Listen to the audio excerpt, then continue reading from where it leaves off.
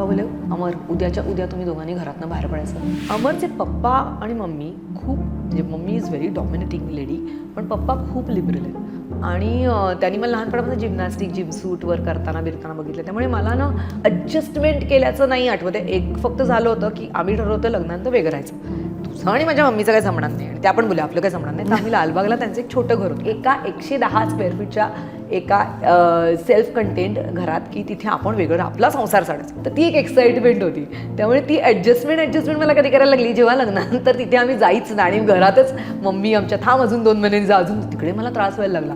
कारण असंच वागायचं असंच करायचं. ह्या मंगळसूत्र घालायचं मला नाही आवडत घालायला गळ्यात काही. मग मी ते का घालायचं मी नाही घालायचे. एक पॉईंटला मी माझ्या पप्पांना सासऱ्यांना सांगितलं मी अमर आणि ते चाललो होतं सकाळी. तुम्ही म्हणलं पप्पा म्हणजे खूप घुसमट होती मला त्रास होतोय. पप्पा बोले अमर उद्याच्या उद्या तुम्ही दोघांनी घरातनं बाहेर पडायचं.